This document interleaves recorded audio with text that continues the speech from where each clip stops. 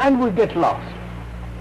Then we search for methods. You go to the various teachers, psychologists, gurus, what you will, and join societies will help you to bridge the action with the idea.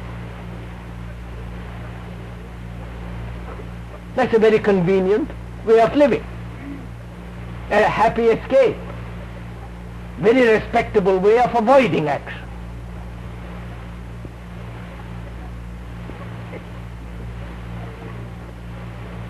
And in that process we are all caught.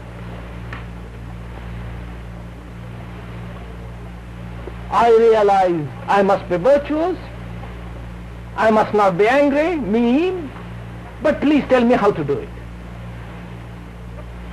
And this process of how to do it becomes a religious investment and exploitation, and all the rest of it follows. Vast properties, you know, the whole game of it. In other words, we don't see, and we don't want to see. We don't say that honestly. Moment we say that, then we have to act. Then we know we are deceiving ourselves, and it's very unpleasant. But we say, please, I am gradually learning. I'm still weak. I'm not strong enough. It's a matter of progress, evolution, growth, you know, eventually I'll get there.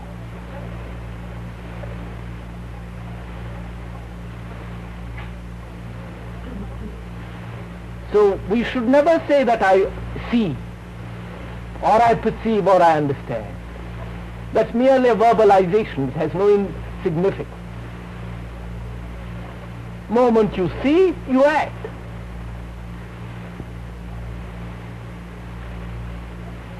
Therefore, there is no gap between seeing and acting.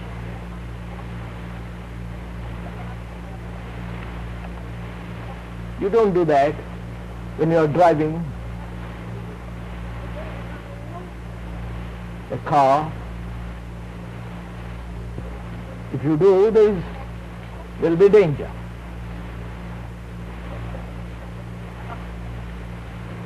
But we have invented so many ways of avoiding. We become so clever, so cunning, not to radically change.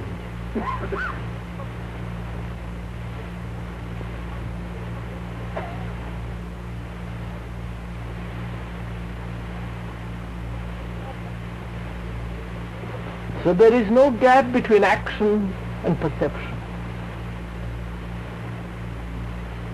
See, if you see a poisonous snake, how quickly you respond. The action is instantaneous.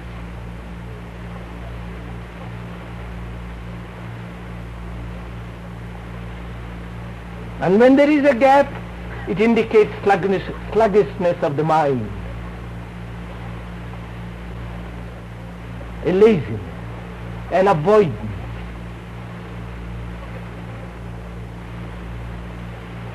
And that avoidance, that laziness becomes very respectable. Because all of us are doing.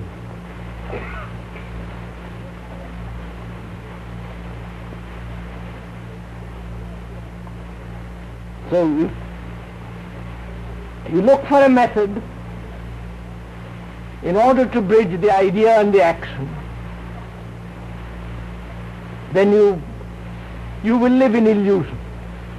And perhaps you may like it. But a man who actually perceives, there is no problem. There is action.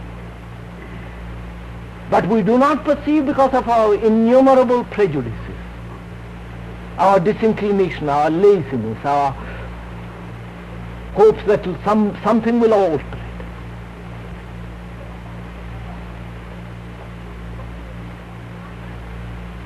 So to think in terms of idea separate from action is obviously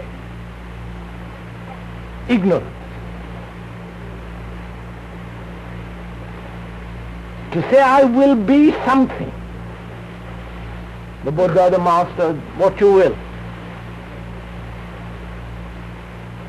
is obviously a wrong process.